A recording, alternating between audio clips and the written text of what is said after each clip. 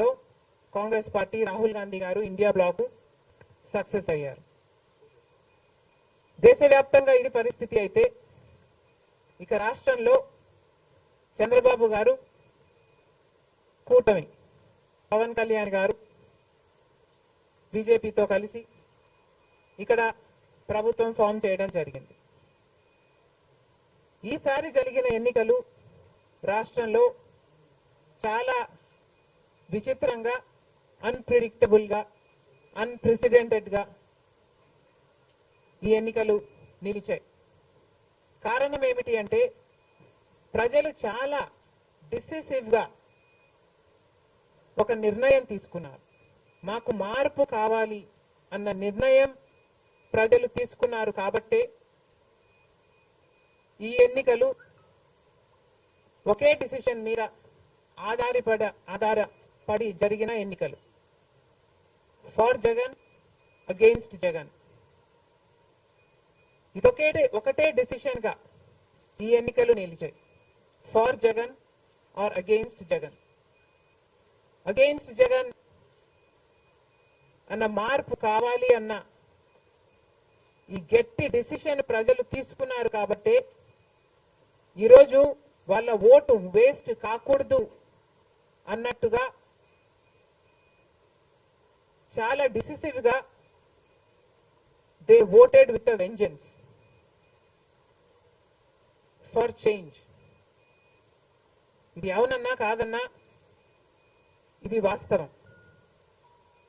కేవలం అంత గట్టి నిర్ణయం ప్రజలు తీసుకుని మార్పు కావాలి అన్నంత గట్టి డిసిజన్ తీసుకున్నారు కాబట్టి ఇన్ ద ప్రాసెస్ ఈరోజు కాంగ్రెస్ పార్టీ కూడా అనుకున్న మేరకు పర్ఫార్మ్ చేయలేకపోయింది. కాంగ్రెస్ పార్టీ కూడా కేవలం నెల రోజుల ముందు సర్వే చేస్తే Congress party vote share between 6 to 7% ఉంది. దాన్ని మేము కష్టపడి పనిచేస్తే నేనే స్వయంగా 64 కాన్స్టిట్యుయెన్సీల్లో క్యాంపెయిన్ చేయడం కూడా జరిగింది.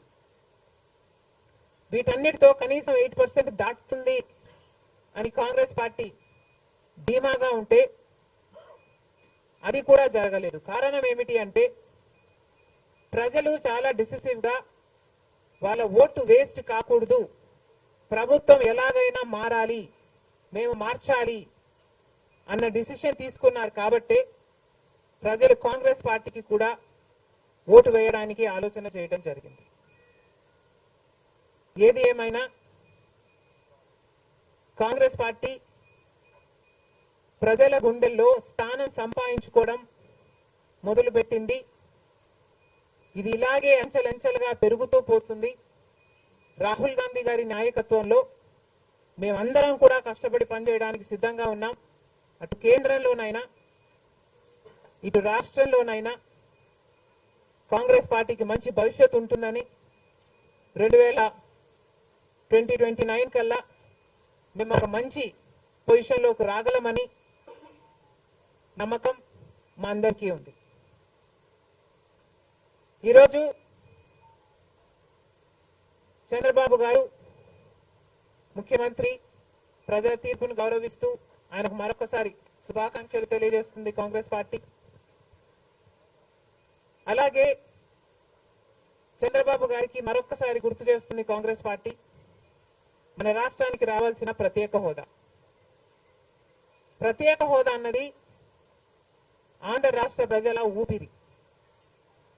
10 సంవత్సరాలుగా మోడీ గారు, బీజేపీ పార్టీ ప్రత్యేక హోదా విషయంలో ఆంధ్ర రాష్ట్రాన్ని, ఆంధ్ర ప్రజలను మోసమే చేశారు. 10 సంవత్సరాల క్రితము ఎలక్షన్లకు ముందు మోడీ గారు వచ్చినప్పుడు 10 సంవత్సరాలు ప్రత్యేక హోదా ఇస్తాము అని తిరుపతిలో మాట ఇవ్వడం జరిగింది మోడీ గారు. అప్పుడు చంద్రబాబు గారు చెప్పిన మాట 10 సంవత్సరాలు సరిపోదు, 15 సంవత్సరాలు కావాలి అన్నారు అదే సభలో. కానీ 10 సంవత్సరాలు గడిచిపోయినా కూడా ఈ రోజు వరకు కూడా బీజేపీ పార్టీ ఆ మాటను నిలబెట్టుకోలేదు. కానీ ఇప్పుడు చంద్రబాబు గారు మద్దతు ఇస్తున్నారు కాబట్టి బీజేపీ పార్టీ అధికారంలో నిలబడింది. ఈ విషయం మోడీ గారు గుర్తుపెట్టుకోవాలి. ఎందుకంటే ఈరోజు ఆంధ్ర రాష్ట్ర ప్రజల ఎన్నుకున్న ఎంపీలు కనుక బీజేపీ పార్టీకి చంద్రబాబు గారు మద్దతు ఇవ్వకపోయి ఉంటే అసలు బీజేపీ పార్టీ అధికారంలో ఉండే ప్రసక్తే లేదు. ఈరోజు బీజేపీ పార్టీ అధికారంలో ఉంది అంటే దానికి కారణం ఆంధ్ర రాష్ట్ర ప్రజలు అని మోడీ ఇప్పటికైనా గమనించాలి. చంద్రబాబు గారికి మరొకసారి గుర్తు చేస్తున్నాం, చంద్రబాబు గారు బీజేపీ పార్టీతో ఎలక్షన్లకు ముందు పొత్తు పెట్టుకుంటున్నప్పుడే కాంగ్రెస్ పార్టీ పదే పదే చెప్పడం జరిగింది, ఒక్క మాట అయినా తీసుకోకుండా, కండిషనల్ సపోర్ట్ అయినా మీరు ఎక్స్టెండ్ చేయకుండా, మీరు బేషరతుగా స్పెషల్ స్టేటస్ అన్న కండిషన్ పెట్టకుండానే మీరు బీజేపీ పార్టీకి ఎందుకు అలయన్స్ పెట్టుకున్నారు చంద్రబాబు గారు అని అప్పుడు ప్రశ్నించడం జరిగింది. ఇప్పుడు మళ్ళీ బీజేపీ పార్టీ చంద్రబాబు గారిని డిమాండ్ చేస్తుంది. ఇప్పుడు మళ్ళీ కాంగ్రెస్ పార్టీ చంద్రబాబు గారిని డిమాండ్ చేస్తుంది. బికాస్ మీరు ఇచ్చిన ఎంపీల వల్ల ఆంధ్ర రాష్ట్ర ప్రజలు ఎన్నికైన ఎంపీలను మీరు బీజేపీ పార్టీకి ఇచ్చారు కాబట్టి ఈరోజు బీజేపీ పార్టీ అధికారంలో ఉంది కాబట్టి చంద్రబాబు గారు ఈ విషయాన్ని గుర్తుపెట్టుకొని ఇప్పటికైనా మొండి పట్టైనా సరే స్పెషల్ స్టేటస్ అన్నది ఆంధ్ర రాష్ట్రానికి అవసరం కాబట్టి ఇప్పటికైనా స్పెషల్ స్టేటస్ మీద చంద్రబాబు గారు సీరియస్ గా వర్క్ చేసి ఇది సాధించుకు రావాలి అని కాంగ్రెస్ పార్టీ ఆంధ్ర రాష్ట్ర ప్రజల తరఫున డిమాండ్ చేయడం జరుగుతుంది. ఒక స్పెషల్ స్టేటసే కాదు, పోలవరం ప్రాజెక్టు కూడా ఉంది. పోలవరం ప్రాజెక్టుకు చంద్రబాబు గారు 2 రోజుల క్రితం వెళ్లడం జరిగింది.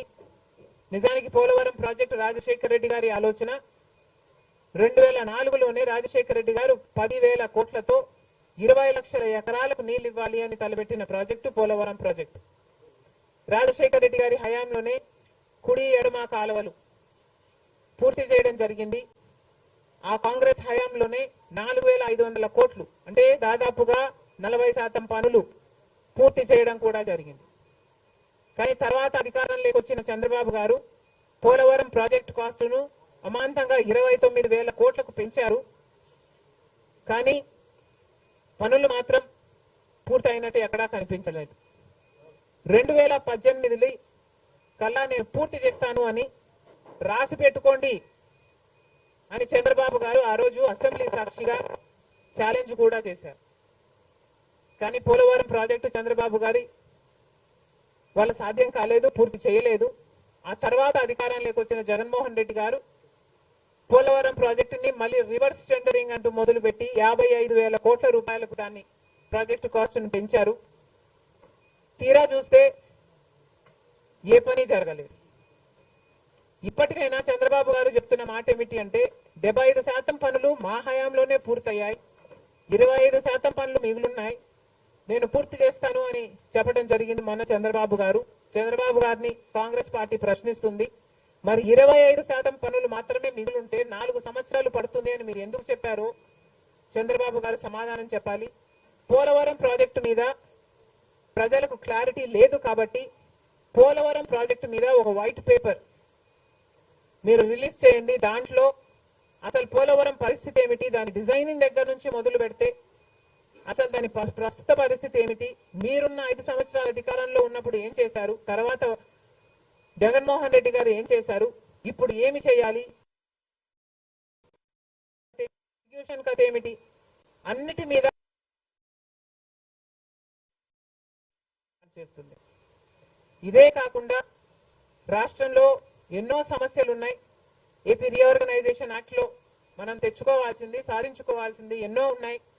అవన్నీ కూడా క్యాపిటల్ సిటీ అయితేనేమి, పోర్ట్లు అయితేనేమి, కడపలో స్టీల్ ఫ్యాక్టరీ అయితేనేమి, వీటన్నిటి మీద చంద్రబాబు గారు పని చేయాల్సి ఉంటుంది. మన రాష్ట్రంలో ఎక్కడా లేని విధంగా 50 లక్షల మంది బిడ్డలు ఉద్యోగాలు లేకుండా ఉన్నారు. ఇవన్నీ దృష్టిలో పెట్టుకొని చంద్రబాబు గారు ప్రజలకు ఒక